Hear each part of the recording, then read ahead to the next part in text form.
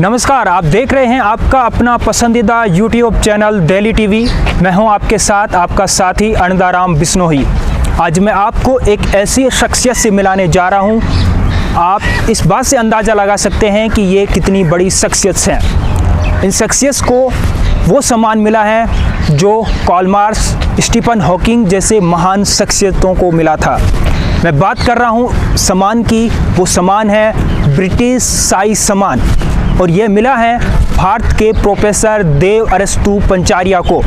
देव अरस्तु पंचारिया एक ऐसे जाने माने भौतिक विज्ञानी और दार्शनिक है जिनको भविष्य के अल्बर्ट आइंस्टीन के नाम से भी जाना जाता है या फिर कहा जाता है। और बिना देर किए अब आपको मिलाते हैं इस महान शख्सियत से। और सबसे बड़ी बात यह है कि यह सम्मान भारत में वो दूसरे शख्स हैं जिनको ये मिला है। इससे पहले यह महान गणितज्ञ रामानुज को ये सम्मान मिला था।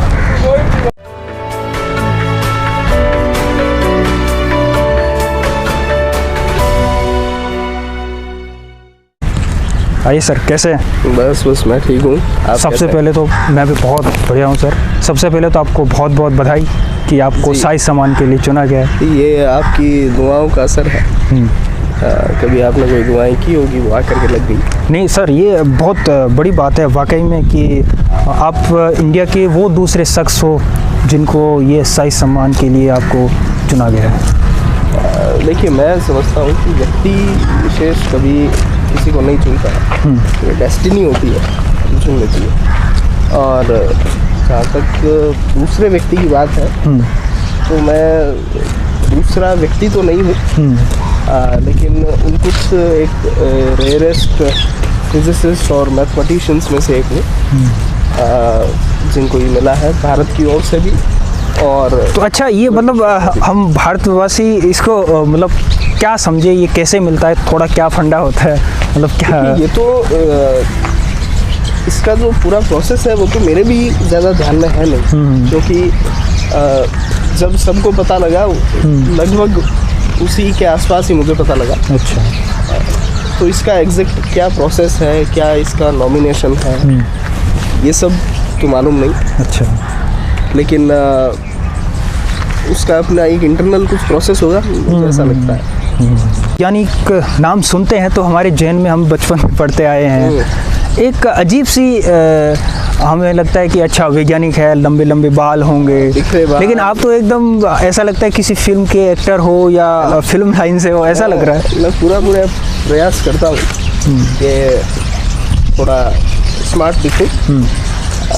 खैर, मजाक की बात और है, लेकिन ये एक मेरे हिसाब से ये जो फिल्मों ने प्रोजेक्ट कर दिया है ना, कि कोई फिल्म आती है तो उसमें बताते हैं कि साइंटिस्ट है जिसको दुनियादारी से कोई मतलब नहीं है, जिसको केवल अपनी चीज़ के अलावा और कुछ आता जाता नहीं, वो सिर्फ रात दिन अपनी चीज़ में खोया रहता है। हालांकि ये बात सही है कि वो रात दिन अपनी उस एक अलग दुनिया में रहता है जिसमें वो अलग अलग डिस्कवरीज करता है। अच्छा। लेकिन कहीं ना कहीं उनको जिस तरीके से प्रोजेक्ट किया जाता है कि वो थोड़े पागल होते हैं, कि बाहर की चीज़ों से ज़्यादा लेना देना नहीं होता, वो अपनी ही दुनिया में खोए रहते हैं।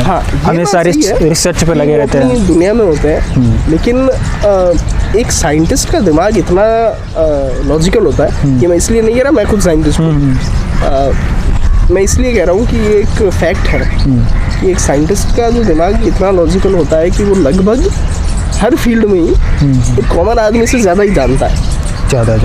और अगर आप मेरा तो छोड़ दो, कोई भी बड़े साइंटिस्ट, स्पेसिफिकली फिजिसिस्ट या मैथमेटिशियंस या फिलोसोफर्स, ये तीन तो ऐसे इस तरह के लोग होते हैं जो सबसे ज़्यादा दिखने में भी बहुत अट्रैक्टिव होते हैं।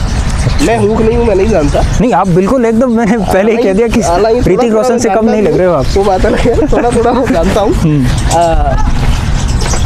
आप आइंस्टाइन की, न्यूटन की, एक बहुत बड़े मैथमेटिशियन थे जिन्होंने इन्फिनिटी सिंबल दिया था, जॉन वेलिस, उनकी फिजिसिस्ट थे रिचर्ड फाइमन। अब उन सब की तस्वीरें देखो। अच्छा। और आपको एक भी तस्वीर ऐसी नहीं मिलेगी जिसमें वो इस तरीके से बेतरतीब है। ऐसा ये सिर्फ एक फैसिनेशन है ये फिल्म मतलब ये फिल्मों में ऐसा दिखाया गया है एक तरह से, लेकिन ऐसा होता नहीं है।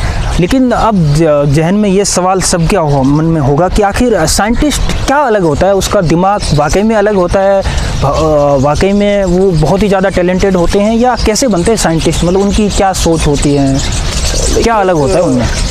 एल्बर्ट आइंस्टाइन ने एक बात कही थी, उन्होंने कहा था कि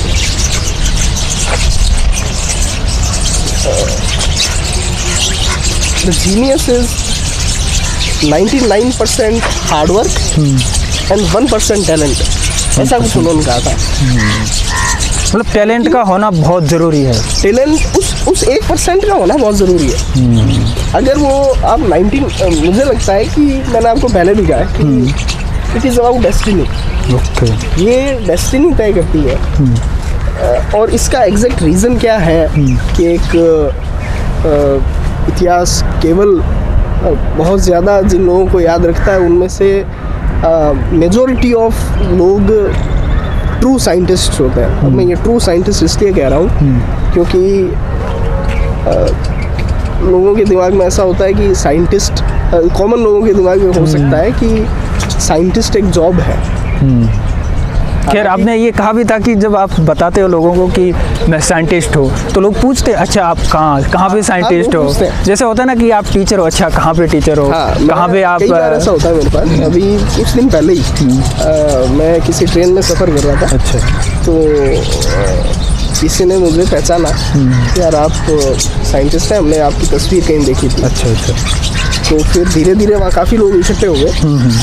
तो उसके बाद एक व्यक्ति थे, उन्होंने मुझे कहा यार क्या बात है, कितनी बड़ी बात है, तो साइंटिस्ट से मिलना होता है तो बड़ा खुश होते हैं, ऐसा बोल करके फिर वो पूछते हैं कि यार अच्छा आप साइंटिस्ट हो, कहाँ पे का क्या मतलब है यार साइंटिस्ट कहाँ होता है?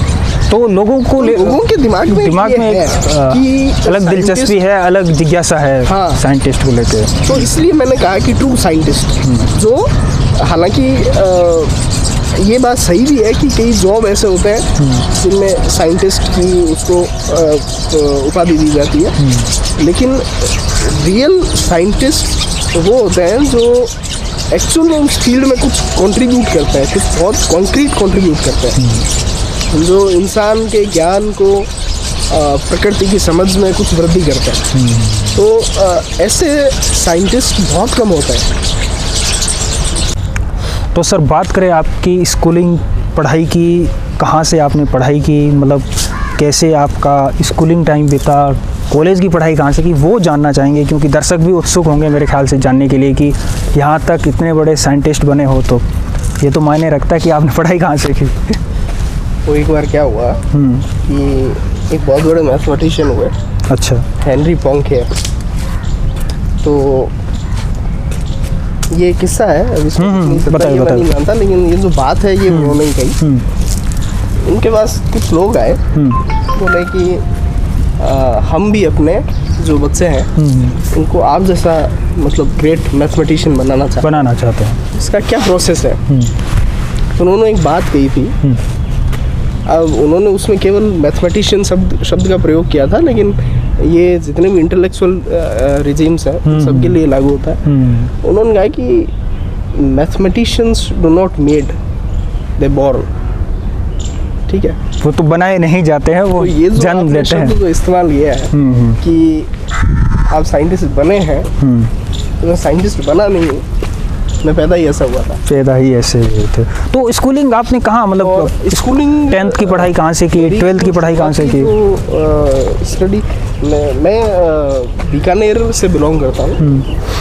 बीकानेर में एक गांव है, वहाँ पे मैं मेरा जो प्राइमरी अपब्रिंगिंग है वो वहीं हुई थी। और इसका कारण मैं ये भी मानता हूँ कि एक बड़े मैथमेटिशियन थे, G.H. हार्डी। अच्छा। G.H. हार्डी वो नाम है जिनकी वजह से आज आप रामानुजन को जानते हैं। अगर वो नहीं होते तो शायद आज भी इस इंटरव्यू में हम रामानुजन का नाम नहीं ले रहे होते। उन्होंने एक रामानुजन को देख करके एक बात कही थी। उन्होंने कहा था कि the greatest knowledge comes from the humblest of origins.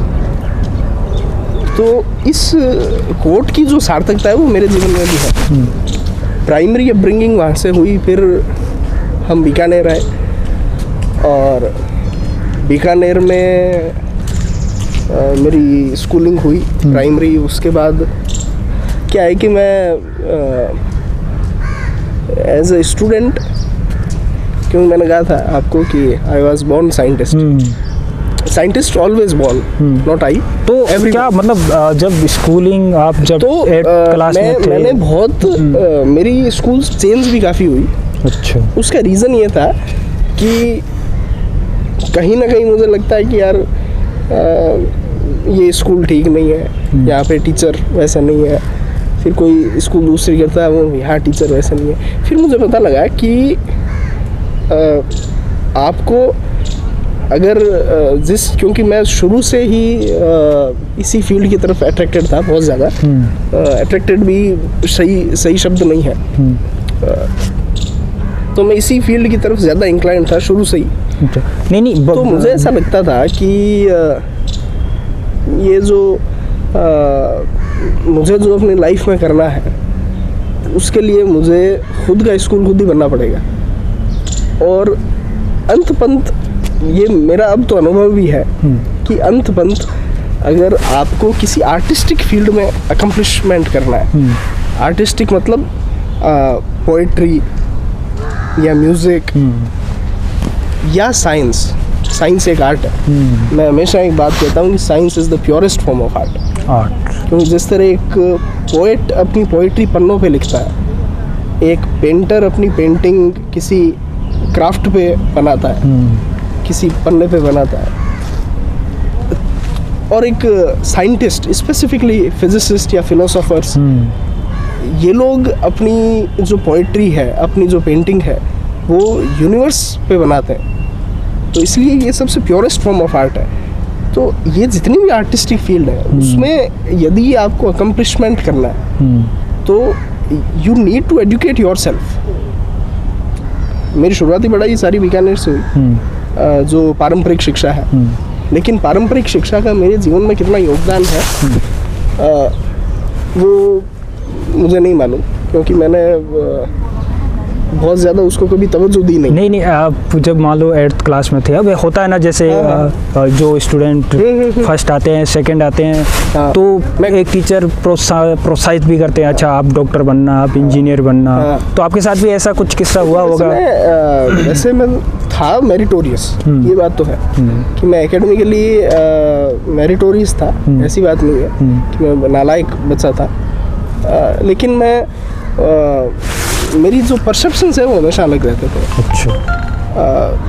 और जहाँ तक आपने जो सवाल किया है कि कैसे टीचर्स क्या बोलते थे, बेटा ये बन जाना वो बन जाना, तो एक बार मुझसे किसी ने पूछा था कि उस वक्त शायद मैं 8th में तो नहीं था, उससे कम किसी ग्रेड में था, याद नहीं है। तो मुझसे पूछा था कि वो सबसे पूछ रहे थे क्या बनना है, क्या बनना है, सबसे खड़ा करके मुझसे पूछा क्या बनना है। तो तब भी मैं इतना इंक्लाइंड था कि मैंने जवाब दिया था उनको। मैंने उनको कहा था कि आइंस्टाइन ने एक बात कही थी कि try not to be a man of success but a man of value. तो मैंने कहा कि I want to be first be a man of value, वो बन जाऊँ फिर आगे सोचूंगा। तो तब भी मैंने ये जवाब दिया था। टीचर्स मुझे कुछ नहीं कहते थे कि ये बन जाना या वो बन जाना। हाँ, वो बाकी सब कुछ बोलते थे। मैं थोड़ा रेबेलियस ज़्यादा था। अच्छा। वो रेबेलियस का मतलब मैं सवाल अपोजिट ज़्यादा करता था।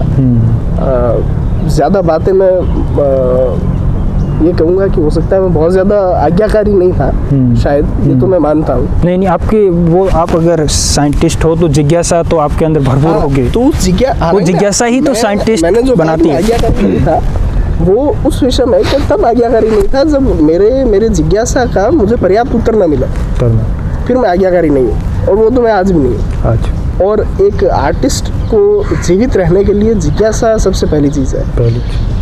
तो इस रेबेलियस होने के कारण मुझे ये होता था कि टीचर्स बहुत ज़्यादा कुछ बोलते नहीं थे कि, लेकिन हाँ कुछ एक टीचर्स ऐसे थे जो मुझे कहते थे कि यार तुम कुछ अलग करोगे, तुम कुछ बड़ा करोगे। तो कहते ज़रूर थे, लेकिन ऐसे बहुत कम तादाद में थे। मैंने कई स्कूल बदली। अच्छा, तो और जो तमाम आज की यूथ है उसको भी यही कहूँगा कि हमारे विद ऑल ड्यू रिस्पेक्ट कि हमारा जो एजुकेशन सिस्टम है, हमारा ही नहीं लगभग पूरे विश्व में जो एजुकेशन सिस्टम चल रहा है वो आपको सिखाता है कि किसी चीज़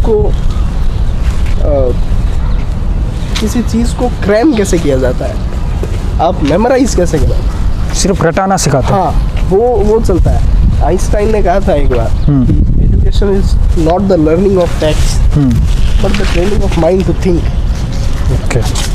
अब वो जो ट्रेनिंग है वो आपको कोई तीसरा व्यक्ति आकर के नहीं दे सकता, आपको अपने माइंड में खुद ही वो ट्रेनिंग डेवलप करनी पड़ेगी। और वो कैसे होता है? वो होता है क्लैरिटी से। सबसे पहले तो आपका क्लियर होना चाहिए कि मुझे ये करना है।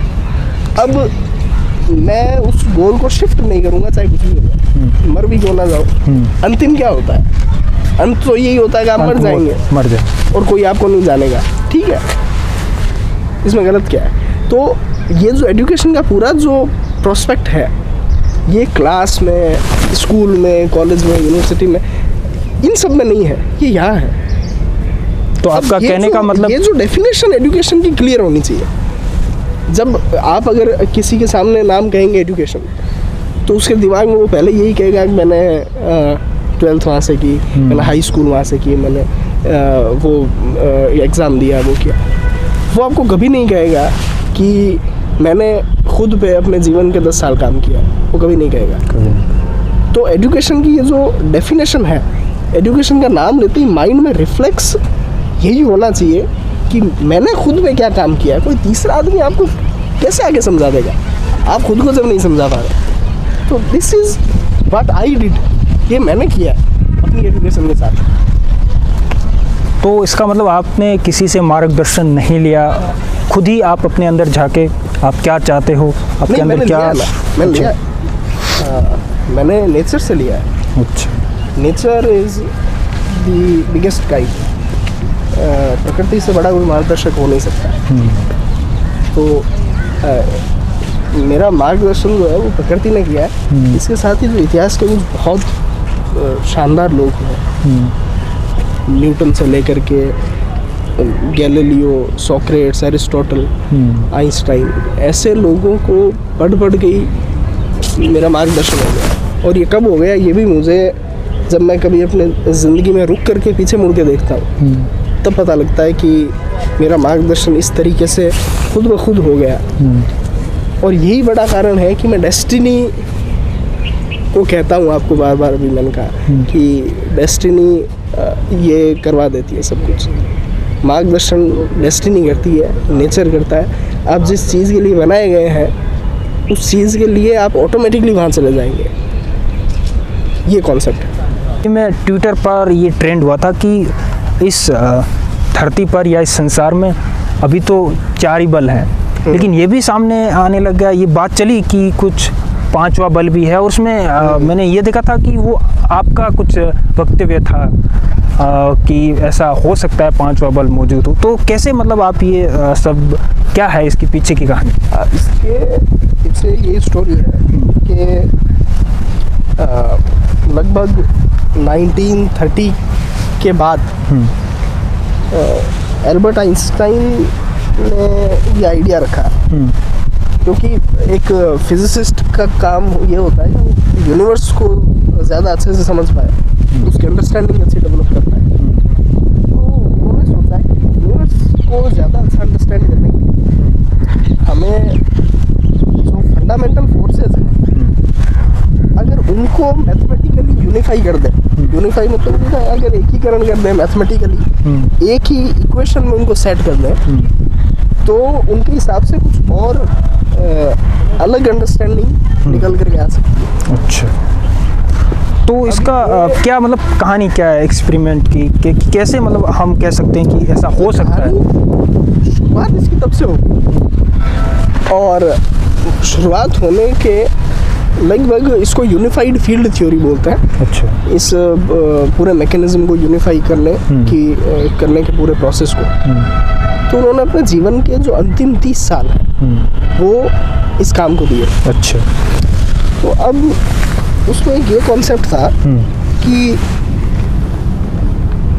उस वक्त जो फोर्सेस थे वो दो नॉन थे। मतलब अंडरस्टैंडिंग में दो थे, एक तो ग्रेविटेशनल गुरुत्वाकर्षण, एक इलेक्ट्रोमैग्नेटिज्म। ये दो ही फोर्स नॉन थे उसमें।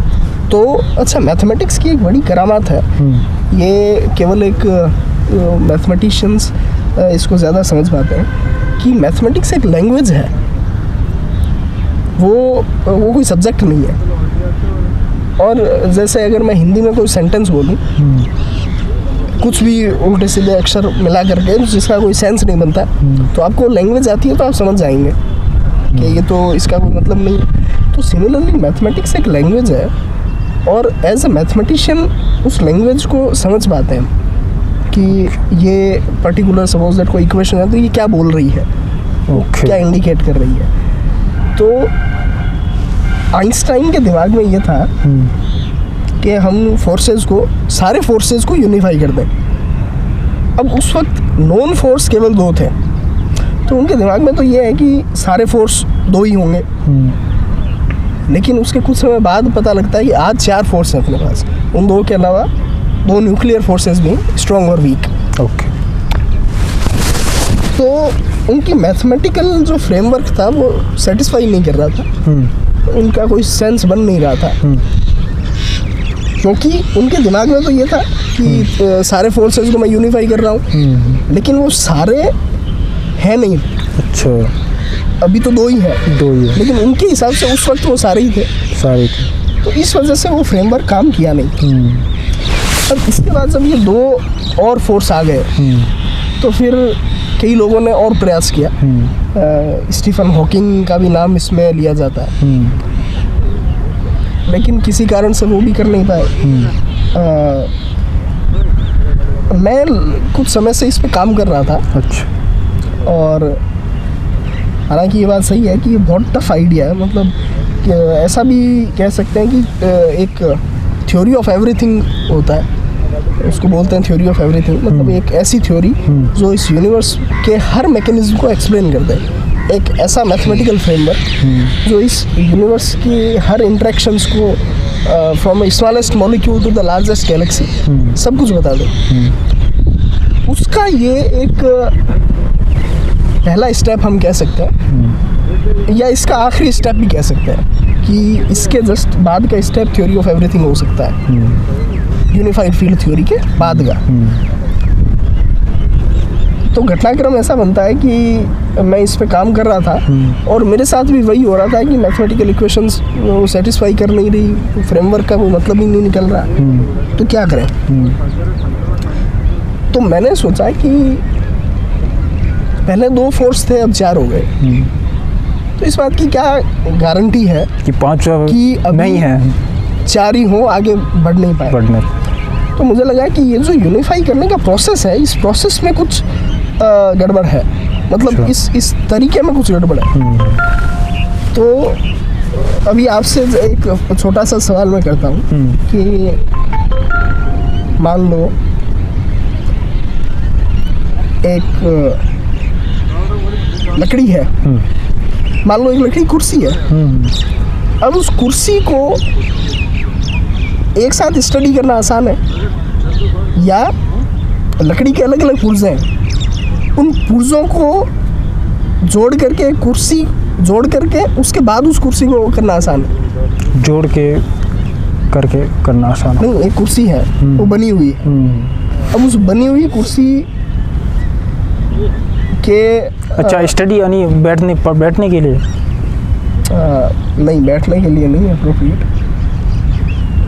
एक चलिए एक बैट है, क्रिकेट बैट, ठीक है, वो बना बनाया है।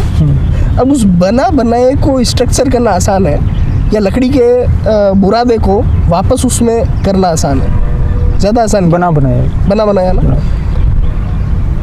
अच्छा, क्या लकड़ी के बैट से लकड़ी के अलग अलग पुर्जे बनाए जा सकते हैं तोड़ करके?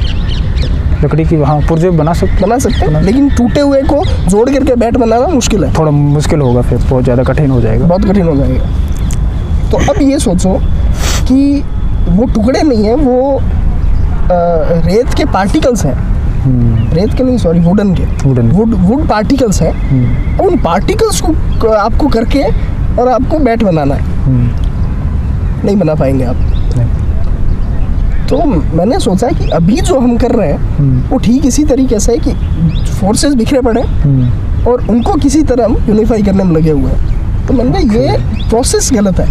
अच्छा, तो फिर क्या किया आपने? फिर मैंने उसको फिर ऐसे अप्रोच किया कि टाइम के बैकवर्ड में जाओ, गो बैकवर्ड इन टाइम। पीछे क्या हुआ? पीछे अतीत में, बिल्कुल। और यूनिवर्स का जो कन्वेंशनल आइडिया ये है कि बिग बैंग से शुरुआत कहते हैं। बिग बैंग से शुरुआत का मतलब ये है कि हमारा जो बेस्ट एक्सप्लेनेशन है अभी तक यूनिवर्स का, उसको वो जनरल रिलेटिविटी आइंस्टाइन की, उसका मैथमेटिकल फ्रेमवर्क बिग बैंग के पॉइंट पे जाकर के ब्रेक डाउन होने लग जाता है। तो इसलिए हम कहते हैं कि बिग बैंग को शुरुआत मान लेते हैं बाय डिफ़ॉल्ट। तो इस यूनिवर्स के क्रिएशन के जस्ट बाद कोई एक एंटिटी होगी, कोई एक सत्ता होगी, मान लो पार्टिकल है कोई। अब उस पार्टिकल के जैसे टाइम आगे जाता है, टाइम इवॉल्व होता है, तब उस पार्टिकल के डिस्ट्रीब्यूशन हो जाता है। और उस डिस्ट्रीब्यूशन होने के बाद ये सारी नेचर में रिचनेस आ जाती है। तो अगर हम उस पहली एंटिटी को स्टडी कर लेते हैं तो उसमें तो सारा वैसे ही यूनिफाइड है, अलग अलग करने की ज़रूरत नहीं है। अलग अलग करने की ज़रूरत नहीं। तो मैंने कहा कि इसको स्टडी करते हैं।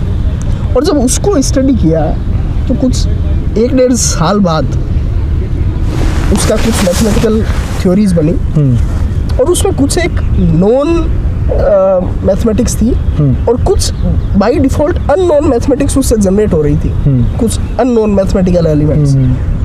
तो मुझे लगा कि यार ये अननोन एलिमेंट्स क्या है। तो उन पे जब थोड़ा और डीप किया तो मुझे ऐसा कंक्लूजन मिला कि ये हो सकता है अभी जो फोर्स नोन नहीं है उनकी मैथमेटिकल टर्म्स है। तो ये मैंने कंक्लूड किया था कि ऐसा हो सकता है कि अभी एक्स्ट्रा फोर्सेस और हैं नेचर में। इस थ्योरी के पेटेंट के बाद, कॉपीराइट के बाद और इसके पब्लिश होने के बाद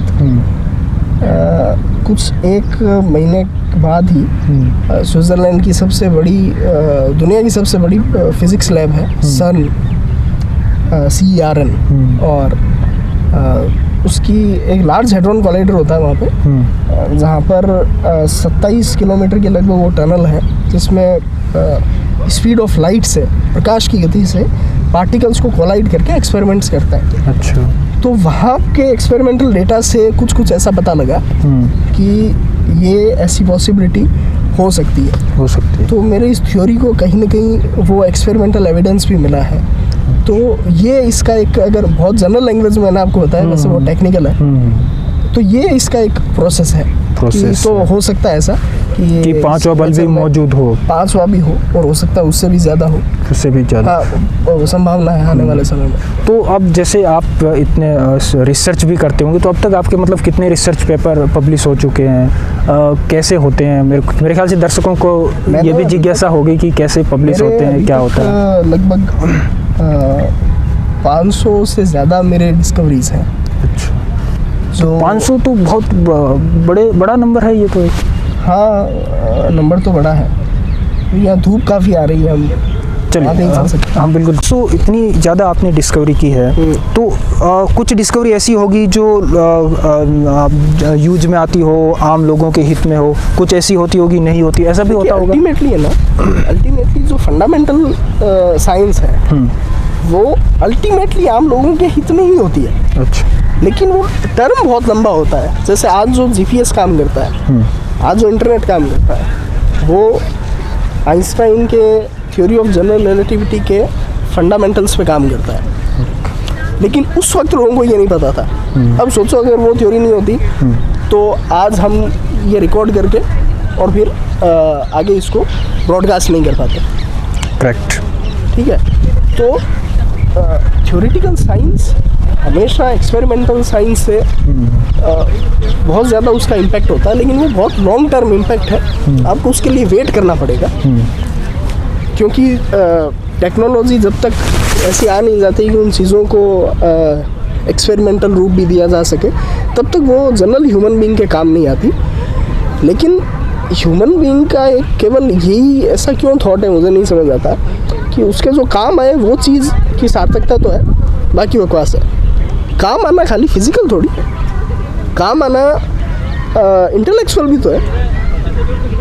आपके ज्ञान में वृद्धि होना भी तो आपके काम आना ही है। ठीक है। कल आपको कुछ नहीं पता था और आज आपको कुछ पता लग गया।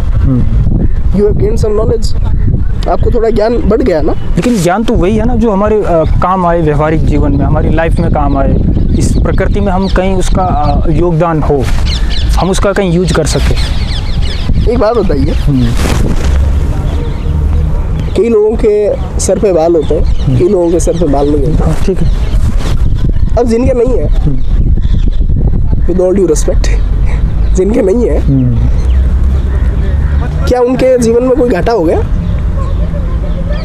नहीं। या जिनके है उनके जीवन में कोई इतना बड़ा फायदा हुआ?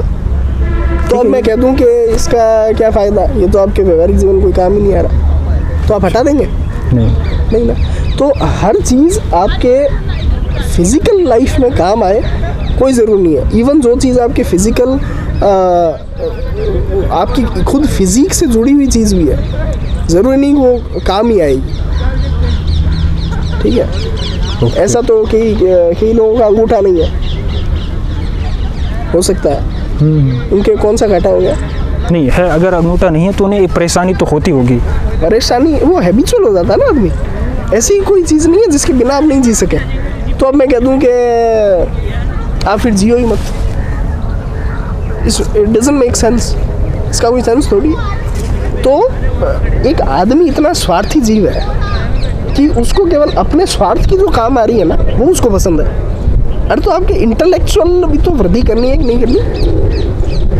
अच्छा ठीक है, मैं समझ गया आप क्या कहना चाहते हैं। हाँ। तो आप साइंटिस्ट हैं, और एक बात मैं ये ज़रूर जानना चाहूँगा, क्योंकि ज़्यादातर मेरे जो दर्शक हैं सारे के सारे यंग हैं। अच्छा। और आज का जो यूथ है वो एक अलग दौर में गुजर रहा है, यानी दौर ही ऐसा है, सोशल मीडिया का दौर है, और आजकल जो सिचुएशन है देश की वो सब हम सबको पता है कि बेरोजगारी कितनी बढ़ी हुई है, और युवा में एक तरह से अलगाववाद की स्थिति है, यानी विरोध प्रदर्शन कर रहे हैं, उन्हें सरकारी नौकरी चाहिए। मतलब वो अपने आप को खुद को, जैसे आपने शुरुआत में बताया कि अपने आप को खुद को फाइंड नहीं कर पा रहे हैं। तो ऐसे में आप क्या मैसेज देना चाहोगे, क्या यूथ को क्या कहना चाहोगे, कैसे अपने आप को, खुद को इस धरती पे आए हैं तो अपने आप को सार्थक करके जाए अपने जीवन को? इसमें एक जो बेसिक जो चीज़ है ना वो एक्सपेक्टेशन की है कि आपकी एक्सपेक्टेशंस बहुत ज़्यादा होती है। अब वो किसी से भी हो सकती है, आपके घर पे हो सकती है आपकी एक्सपेक्टेशंस, उस देश की सरकार से हो सकती है। दरअसल मुझे भी कई लोग ऐसा कहते हैं कि आप यदि किसी और देश में होते तो और ज़्यादा अच्छा होता। और तो मैं उनको जो जवाब देता हूँ ये, तो इसका मतलब हमारा देश मतलब ठीक यहाँ एजुकेशन के हिसाब से ठीक लोग कहते हैं, लोग कहते हैं, मैं नहीं कह रहा। अच्छा। लोग कहते हैं मुझे कि आप अगर नहीं, अभी थोड़ी देर पहले मैंने आपको कहा था कि पूरे विश्व में एजुकेशन सिस्टम का यही है, इसमें ये नहीं है कि हम कुछ जो ज़्यादा कर रहे हैं, ज़्यादा वो सबका एक जैसा ही है, सबका एक जैसा ही है। तो मुझे जब लोग ये कहते हैं कि आप अगर यूरोप की किसी कंट्री में होते हैं तो शायद कैरिज्मा और ज़्यादा होता है, ऐसी कई बातें मेरे सामने आती हैं, तो मैं उनको जो जवाब देता हूँ वो सेम जवाब ध्यानचंद थे। ये जवाब मैंने उन्हीं से सीखा, मैंने कहीं पढ़ा था ऐसा मेजर ध्यानचंद मतलब इंडिया के स्पोर्ट्स के इतिहास में हाँ, हॉकी के सबसे नाम। बड़े खिलाड़ी। हॉकी के नहीं, आप अगर होलिस्टिक स्पोर्ट्स में लेना तो he is the perfect man. वो जर्मनी गए थे अच्छा, खेलने, ये सबको मालूम है। और हिटलर साहब उस वक्त देख रहे थे उनको, ठीक है। और हिटलर उनसे इतने प्रभावित हुए कि उनसे मिले और पूछा कि तुम हॉकी खेलने के अलावा क्या करते हो? तो बोले कि मैं सूबेदार हूँ अपने वहाँ पे देश में, आर्मी में। तो उन्होंने कहा कि तुम सूबेदार हो, तुम्हारे देश ने तुम्हें क्या दिया है? जर्मन टीम में आ जाओ और मैं तुमको लेफ्टिनेंट बना दूंगा या कैप्टन बना दूंगा, तुम जो कहोगे वो ले लेना। तो उन्होंने तब एक बात कही थी, हिटलर साहब, ये मेरे देश की जिम्मेवारी नहीं है कि वो मेरे लिए क्या करता है, मेरी जिम्मेदारी है मैं देश के लिए क्या करता ये हूँ। मेरी जिम्मेदारी है कि मैं अपने देश को कहाँ लेकर के जाऊँ, कहाँ लेके जाता हूँ। तो थॉट प्रोसेस ये होना चाहिए। आप जब भी तो आज मतलब युवा है वो देश से चाहते हैं, देश को देना नहीं चाहते। एक तो ये है कि युवा चाहना तो चलो ठीक है, एक इंसान की आदत होती है कि उसमें चाहत पैदा होती है, लेकिन उसमें धैर्य नहीं है, पेशेंस नहीं, उसको आज ही चाहिए, तुरंत चाहिए। आज वो फास्ट वाला जमाना हो गया है, वो इतना फास्ट। आप एक क्या जगजीत सिंह साहब को तो कौन सुनेगा, कोई अगर किसी मॉडर्न सिंगर का भी आप गाना लगाओगे, मैं गाने की बात कर रहा हूँ, मैं किसी साइंटिफिक उसकी बात नहीं कर रहा, तो अगर 5 मिनट का है ना, तो उनमें धैर्य इतना है कि वो उस वीडियो को भी स्किप कर करके देखेंगे। ये है, ये तो धैर्य है, सच है ये। और ये धैर्य कहीं ना कहीं सोशल मीडिया को भी मैं इसका कारण मानता हूँ कि ये जो पेशेंस लूज हो रहा है हमने, जो हमको हर चीज़ बस 30 सेकंड में चाहिए, जल्दी 1 मिनट में चाहिए, जो मैगी वाला की 2 मिनट में मैगी तैयार, 5 मिनट लेती है आजकल मेरे हिसाब से, खाता ज़्यादा हो नहीं है मैगी, तो मैगी भी इतना समय ले लेती है, वो 2 मिनट का कह रही है। तो आपका जो जीवन है, उसके जीवन में आप एक तो एक्सपेक्टेशंस खुद से रखें कि मुझे ये करना है। जनता से क्यों रखते हो यार? इस दुनिया में कोई आपको कुछ नहीं दे सकता। करना हम जो भी करना होता है हमें खुद ही करना होता है। अब आप कई मैं देखता हूँ धरना प्रदर्शन होता है, अब उसमें क्या हासिल कर लिया आपने? उसमें कोई उसकी सार्थकता नहीं है। लोग कह रहे हैं, लेकिन वो तो लोकतंत्र है। हो रही है इतनी, क्यों हो रही है सुसाइड? इसलिए तो हो रही है क्योंकि कोई चीज़ मान लो किसी व्यक्ति को चाहिए, अब वो कुछ भी हो सकता है, अब उसको जल्दी चाहिए, अब वो जब जल्दी उसको नहीं मिलती तो वो सुसाइड कर लेता है। अरे जीवन तो इतना बड़ा है, आप जीवन कोई ऐसा थोड़ी है कि ख़त्म हो गया। मैं तो कहता हूँ कि इसका बेस्ट एक तरीका बता देता हूँ आज, और इस तरीके को अगर लोग अपनाएंगे तो उनको बड़ा आनंद भी आएगा अपना जीवन जीने में। बिल्कुल, यही सबसे मेरे को लगता है मेरे दर्शकों के लिए यही सबसे इम्पोर्टेंट मैसेज होगा। मैं आज जहाँ भी अपने ज़िंदगी में खड़ा हूँ वहाँ पे बहुत ज़्यादा पेशेंस से आया हुआ, कंसिस्टेंसी और पेशेंस है। तो कई वक्त ऐसे मेरे साथ भी आए तो मुझे लगा कि यार मुझे ये छोड़ देना चाहिए, क्या पता मेरे लिए बना है कि नहीं बना है। उसका कारण ये था कि मुझे पता नहीं था कि ऐसा कब तक चलेगा कि मैं अकेला ही नई नई डिस्कवरीज करके खुश होता रहूँगा और कोई मेरे बारे में नहीं जानेगा। ऐसा कब तक हो सकता है? ऐसे करते करते मैं मर भी जाऊँ। कई बड़े लोग हुए हैं, कई बड़े इंटेलेक्चुअल्स हुए हैं जिनको उनके मृत्यु के बाद लोग उनको जाने। तो फिर मैं एक बात सोचता हूँ कि आदमी का जीवन कितना होता है? 60 साल, 60-70 साल। पहले 100 साल जीते थे, आज तो आप एवरेज 60 मान लो, 60। और हिस्ट्री कितनी बड़ी है? 600 साल, 6000 साल।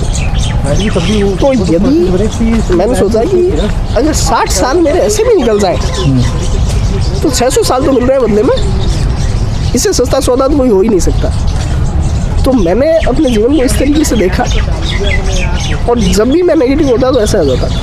अब ये हो सकता है हर व्यक्ति के लिए संभव नहीं है, क्योंकि हो सकता है वो कोई ऐसा काम नहीं कर रहा हो तो इतिहास में अंकित हो। कुछ समय पहले तक तो ऐसा भी होता था कि लोग मुझे कहते थे कि यार आप आज तो खैर कहीं ना कहीं न्यूज़ पब्लिश होती रहती है। पहले ऐसा होता था कि कहीं कोई न्यूज़ नहीं छपती थी, तो कई लोग मुझे पूछते थे यार आइंस्टाइन का देखो, आइंस्टाइन आपको लोग जब आइंस्टाइन से तुलना करते हैं तो आप देखो कि आइंस्टाइन को तो मतलब वो जहाँ भी जाते थे वहाँ पे लाइन लग जाती हो जाता। तो तब एक डॉक्टर कुमार विश्वास है, कवि है और बड़े शानदार कवि हैं। मैं भी उनका फैन हूँ।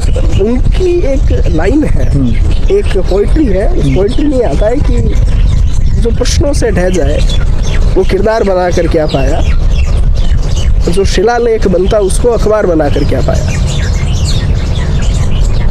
तो तब मैं सोचता था, जो लोग मुझे ऐसा कहते थे तो मैं ये सोच लेता था कि मेरा तो इतिहास के शिलालेख में लिखा जाएगा, आज के अखबार छापे ना छापे क्या फर्क पड़ता है। लेकिन फिर भी जब मैंने ऐसा सोचता यहाँ आया आज सब छापते हैं।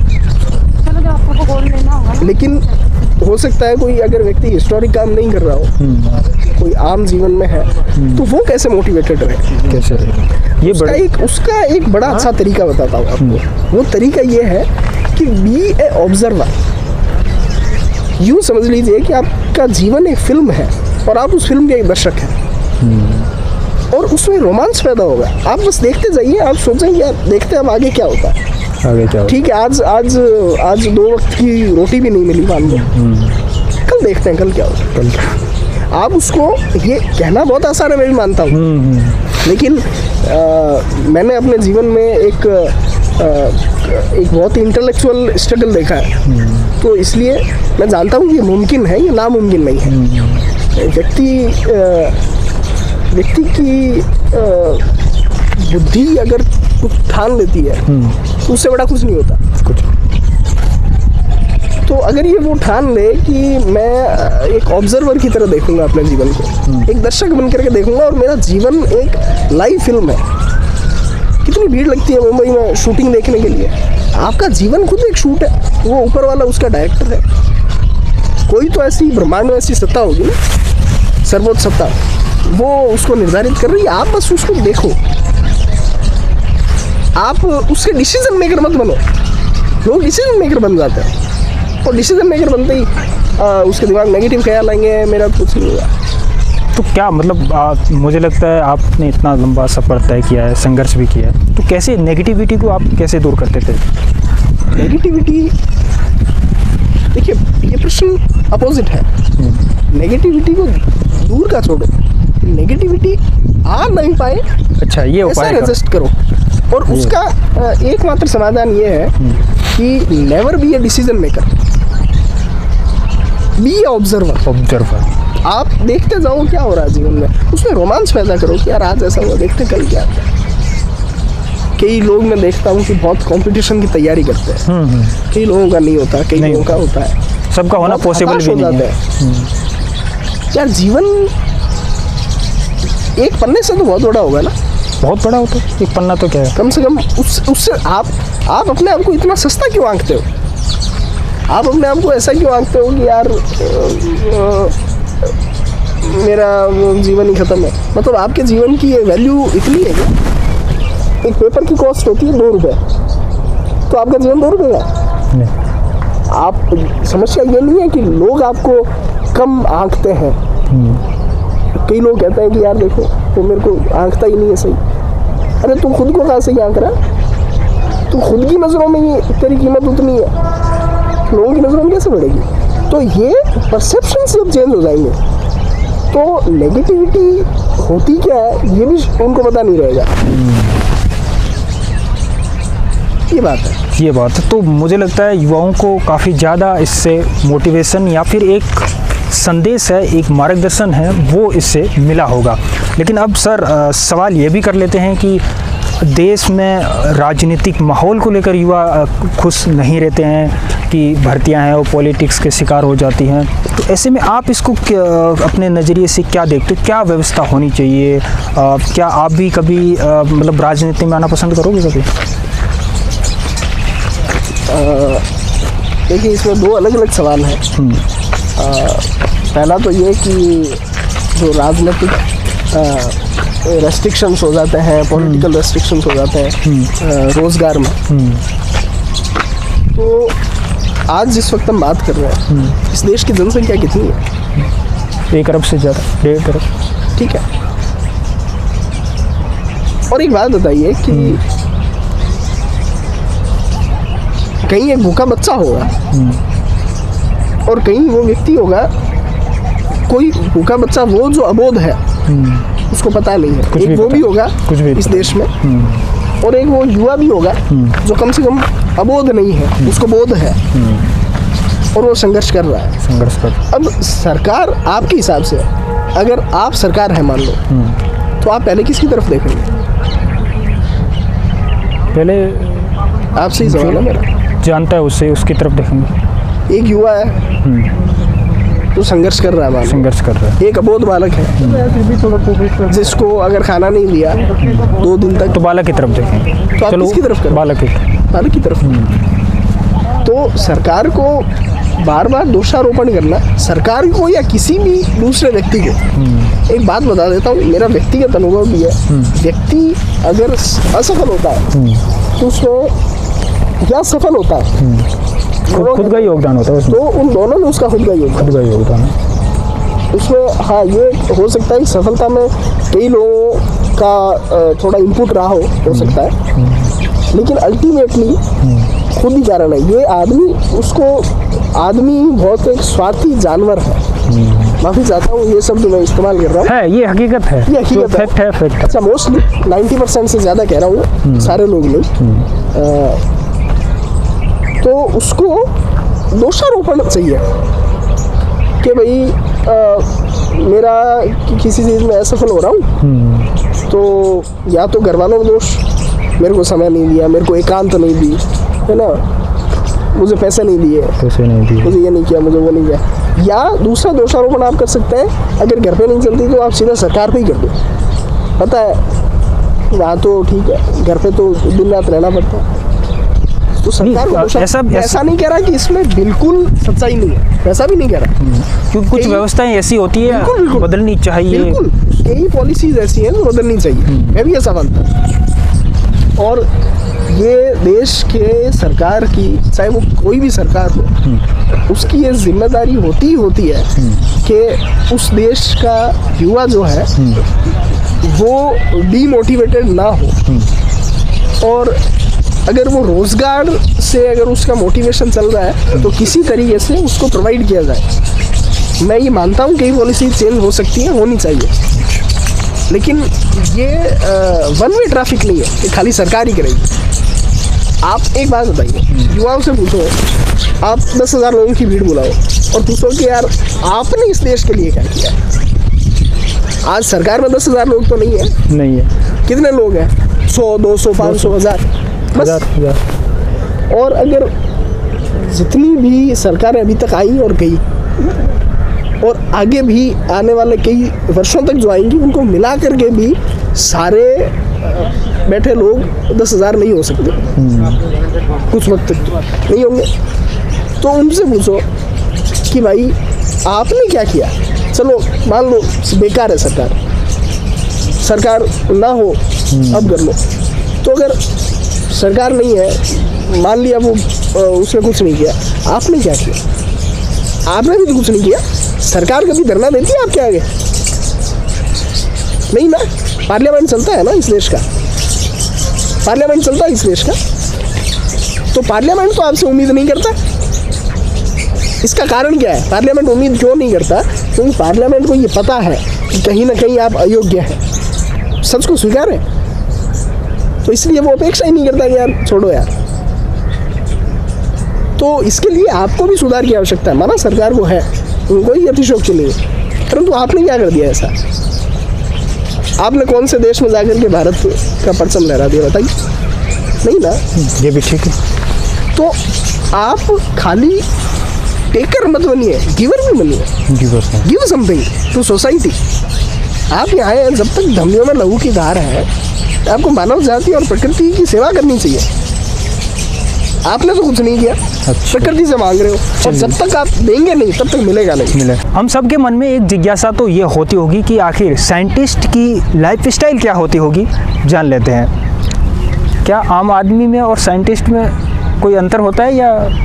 देखो, अगर मैं कह दूंगा कोई अंतर नहीं होता है तो सुनने वाले भी बहुत खुश होंगे, शायद आप भी हो, पर मैं सत्य का उपासक हूँ। अच्छा, नहीं सत्य है वही बताइए। तो बहुत फ़र्क होता है। हाँ, नहीं लाइफ स्टाइल में। लाइफ स्टाइल में भी बहुत फ़र्क है, और उसके पॉइंट ऑफ व्यू में फ़र्क होता ही है। लाइफ स्टाइल में बहुत ज़्यादा फ़र्क है। और हाँ, ये बात और है कि वो जितने अपनी डिस्कवरीज़ को लेकर के कंसर्न रहते हैं, लगभग उतना ही कंसर्न वो अपनी स्टाइल को लेकर के भी रहते हैं। वो बात अच्छा, जैसे कि आप एकदम हमेशा सूट बूट में रहते हैं। मैंने थोड़ा ह्यूमर में कहा इसको। बहुत फ़र्क है लाइफ स्टाइल में।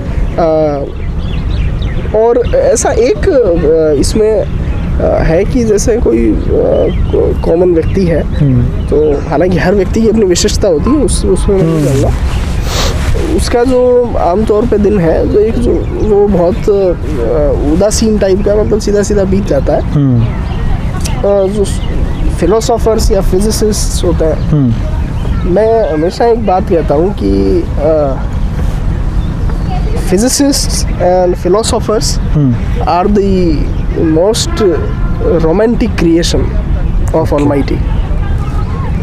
उसमें उनका जीवन वो जितने साइंस के लिए होते हैं उतने ही दूसरी फॉर्म ऑफ आर्ट के लिए भी होते हैं। जैसे आइंस्टाइन थे, म्यूज़िक बड़ा पसंद था उन्हें, म्यूजिक पसंद। और रिचर्ड फाइनमैन थे, बड़े फिजिसिस्ट, उनको भी म्यूज़िक से बड़ा लगाव था। तो कई लोग ऐसे सोचते हैं ना कि साइंटिस्ट एक केवल उदासीन सा बंद सा रहता है, वैसा नहीं होता। वो हर चीज़ में लेकिन उसके वो सुनने का, अब यहाँ पे एक फ़र्क आ जाता है, उसके वो सुनने का सिस्टम अलग है। एक साधारण व्यक्ति उसको अपने मज़े के लिए सुन सकता है, एक साइंटिस्ट उसमें भी जितना मुझे लगता है, तो औरों की बात नहीं कर सकता, कि एक यूनिवर्स भी एक सिम्फनी है, एक म्यूज़िक है, एक राइम है यूनिवर्स में। मैंने एक बार कहा था कि यूनिवर्स इज़ अ पोइट्री। नहीं, ऐसा नहीं, मैंने कहा था कि यूनिवर्स इज़ अ गज़ल। अच्छा, विद इट्स ओन रदीफ, काफिया एंड बहर। तो ब्रह्मांड भी ये गज़ल की तरह है, उसका अपना काफिया है। तो वो जब म्यूजिशियन, जब एक साइंटिस्ट या फिजिसिस्ट म्यूज़िक की तरफ भी होता है, तो वो उसको उसी एक तरंग से सुनता है। तो उसके म्यूज़िक सुनने में जब इतना फ़र्क है, तो आप समझ लीजिए कि उसकी पूरी लाइफ स्टाइल में कितना फ़र्क होगा। और they are very hard working, रात दिन, शायद इवन ठीक। अब मैं एक सवाल हाँ या ना में पूछूंगा आपसे। ज़्यादातर लोगों के हमने भी जब साइंस पढ़ी थी, तो कुछ लोग मानते हैं कि भगवान होता है या नहीं होता है, क्या भूत होते हैं या नहीं होते हैं। तो आपको क्या लगता है, होता है या भगवान होते हैं या नहीं होते हैं? साइंटिस्ट क्या मानते हैं?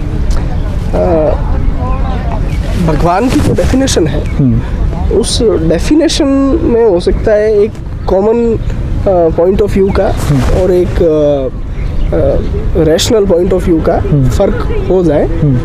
भगवान की जो डेफिनेशन है वो अक्सर जैसे अलग अलग रिलीजन्स में मान लेते हैं। भगवान कोई नहीं, आप मानते नहीं मानते?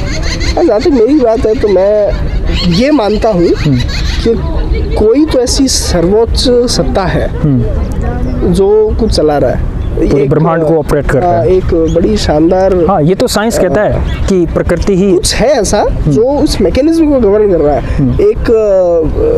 एक बहुत अच्छा म्यूजिक है, गज़ल है, उसको कहते हैं कि कोई तो है जो निज़ाम हस्ती चला रहा है, वही खुदा है। तो कुछ है ऐसा जो गवर्न कर रहा है, लेकिन मैं ये नहीं कह रहा कि वो कुछ अलग अलग रिलीजन्स में होगा या कुछ अलग अलग भगवान होते होंगे। एक फंडामेंटल, एक सुप्रीम सत्ता तो है, पक्का है। तो भूत आप क्या विश्वास रखते हो उसमें? इस पर मैंने अभी तक सोचा नहीं है। अच्छा, आपने कभी सोचा नहीं? मैंने सोचा नहीं। अच्छा।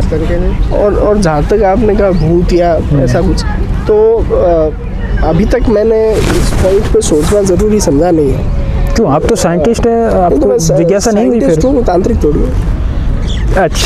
अच्छा, ये तांत्रिक आपने बोल ही दिया, ये भी पूछ लेता हूँ कि ये भी क्या मतलब शक्ति है, आप क्या मानते हैं? मैंने इस पर अभी तक अपनी सोच को खर्च करना उचित समझा नहीं है। जिस दिन समझूंगा उस दिन उत्तर दे पाऊंगा।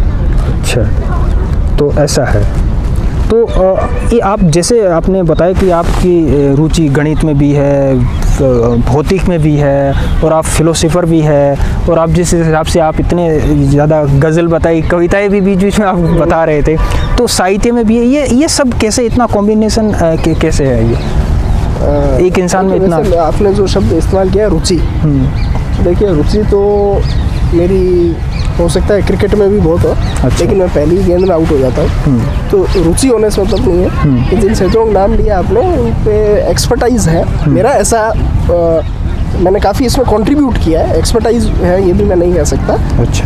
तो मेरा इंटरेस्ट नहीं, इंटरेस्ट बहुत छोटा शब्द है, इंटरेस्ट तो कई चीज़ों में, लेकिन उनमें से कुछ भी हो सकता है, मुझे नहीं आता।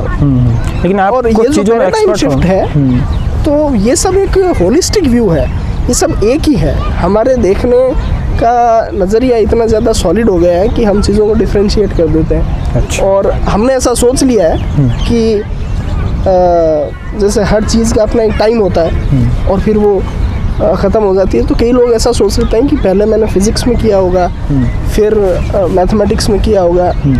वो उनके हिसाब से वो एक लाइन है कि लोगों के हिसाब से ये हो सकता है कि सुना है एक उम्र है मामलात दिल की भी, विसाल फिरा के जां फिजा तो क्या फिरा के जां गुस्ल की भी। अच्छा। इसको वापस बोल देता हूँ, सुना है एक उम्र है मामलात दिल की भी, विसाल जां फिजा तो क्या फिरा के जां गुस्ल की भी। तो कई लोग समझते हैं कि ये जो शेर है वो फिज़िक्स मैथमेटिक्स में भी अप्लाई होता होगा कि पहले फिज़िक्स का टाइम ख़त्म, केमिस्ट्री का टाइम और मैथमेटिक्स का टाइम शुरू, ऐसा नहीं है। ये सब एक होलिस्टिक विजन है। और जहाँ तक पोइट्री की बात है, तो मैं बड़ा पोइटिक किस्म का व्यक्ति हूँ, मुझे बहुत अच्छा लगता है। तो साइंटिस्ट होते हैं तो ऐसा नहीं होता है कि सिर्फ वो किसी एक चीज़ में ही घुसे रहते हैं, हर चीज़ में, जैसे आप पहले भी बताए कि हर चीज़ में उनकी मतलब वो एक से अधिक चीज़ों में भी एक्सपर्ट हो सकते हैं।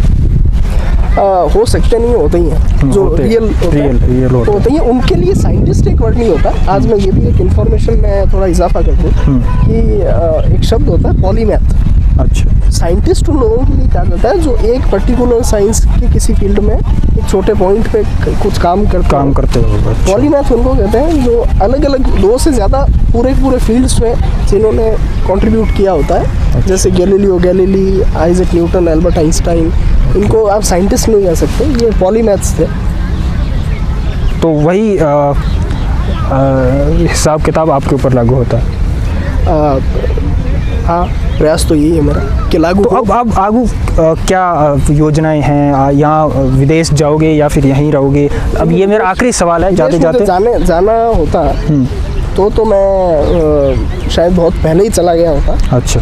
मैं एक भारतीय के नाते मैंने जन्म लिया है, और जिस दिन मैं मरूंगा उसी दिन मैं भारतीय ही हूँगा, उसमें कोई दो राय नहीं है। तो अब देश के लिए आप यहीं काम करना चाहते हैं, भारत में ही रह के? देखिए, एक बात बता दूं, हालांकि मैं अपने देश से बड़ा प्रेम करता हूँ, पर एक इंटेलेक्चुअल जो लोग होते हैं वो किसी देश के या किसी अलग अलग देशों के किसी क्षेत्र के नहीं होते।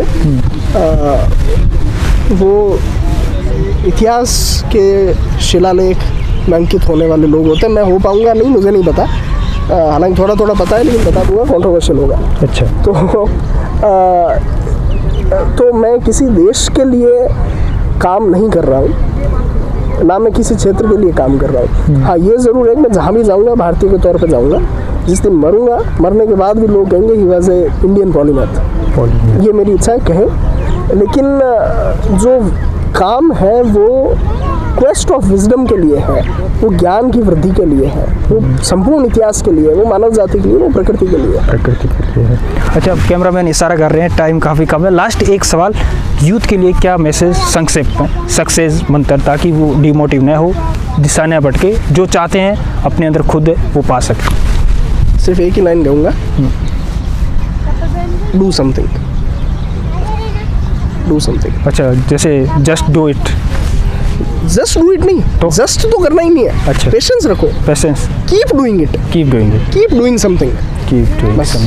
बिल्कुल सर, आपको मिल के बहुत अच्छा लगा, और सबसे पहले तो मैं दिल से आभारी हूँ कि आपने इतना कीमती अपना वक्त निकाला हमारी ऑडियंस के लिए, और इतनी अच्छी सारी जानकारी है आपने साझा की। तो उम्मीद करता हूँ आपको ये वीडियो बहुत ही पसंद आया होगा और इसी तरह के वीडियोज़ जो खास शख्सियत होती हैं ये सिलसिला दिल्ली टीवी चैनल पर हमेशा जारी रहेगा। हर हफ्ते या हर महीने में किसी ऐसी शख्सियत से ज़रूर आपकी यहाँ पर मुलाकात होती होगी जो आपके जीवन में कुछ ऐसा पाठ पढ़ाए या कुछ ऐसा मैसेज दे के जाए जो आपके आगे बढ़ने के लिए जीवन में काम आए। आज की इस वीडियो में बस इतना ही। मिलते हैं अगले हफ्ते एक नई वीडियो के साथ, नई जानकारी के साथ, नई ऊर्जा के साथ। तब तक के लिए नमस्कार।